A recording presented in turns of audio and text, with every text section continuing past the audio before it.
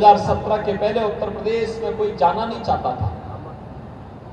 हर दूसरे तीसरे दिन दंगे होते थे, कर्फ्यू लगता था महीनों महीनों। अयोध्या का नाम सुनने से लोग डरते थे। काशी लोग पहले से ही काम जाते थे। विकास के कार्य ठप थे। पिछली 75 में से केवल 4 जनपदों को मिल पाती थी। बहनों और भाइयों, बेटी और व्यापारी असुरक्षित थे।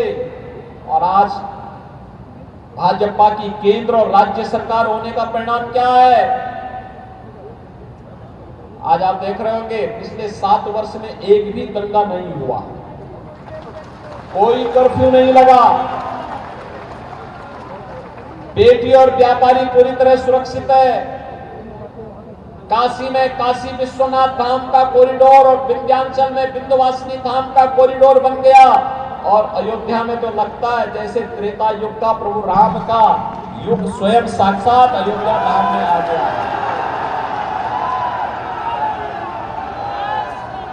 एक तरफ अयोध्या में प्रभु राम साक्षात विराजमान हो गए हैं और दूसरी तरफ उत्तर प्रदेश की माफिया और अपराधियों का राम नाम सत्य है भी हो गया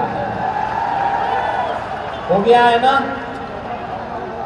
बहनों और भाइयों, देश को विकसित भारत बनाने के लिए मोदी जी के नेतृत्व में सुरक्षा, सुशासन और विकास का ये मॉडल फिर आवश्यक है।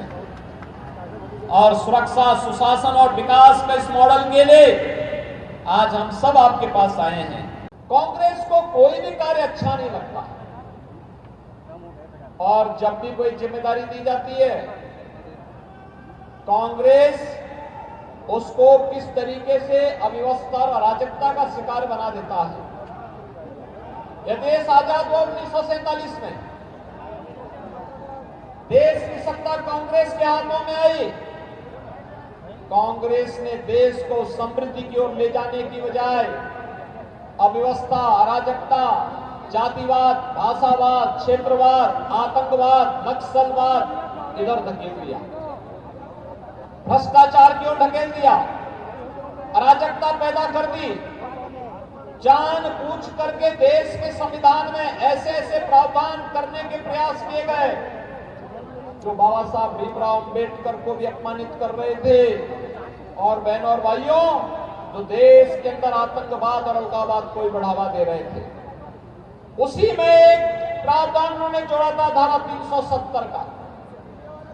भारत के मूल संविधान में नहीं, 1952 में एक संशोधन के माध्यम से कश्मीर के लिए विशेष प्रावधान कर दिया गया। और उसी के खिलाफ भारतीय जनसंघ के संस्थापक डॉक्टर श्यामा प्रसाद मुखर्जी को अपना आंदोलन चलाना पड़ा था। तब उन्होंने एक नारा दिया था, एक देश में 2 प्रधान, 2 विधान, 2 निशान नहीं चलेंगे, नहीं चलेंगे। बहनों और भाइयों, डॉक्टर श्यामा प्रसाद मुखर्जी ने अपने आप को बलिदान कर दिया कश्मीर को भारत का हिस्सा बनाने के लिए।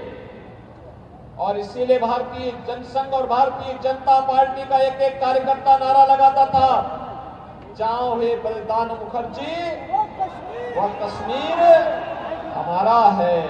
बहनों और भाइयों, 65 वर्ष तक कांग्रेस के लोग कुछ नहीं कर पाए। अंततः जब मोदी जी प्रधानमंत्री बने, अमित शाह जी गृह मंत्री बने, कश्मीर की धारा 370 समाप्त हुई और आज कश्मीर विकास और लोकतंत्र की मुख्य धारा के साथ जुड़ करके एक भारत श्रेष्ठ भारत का हिस्सा बना हुआ है।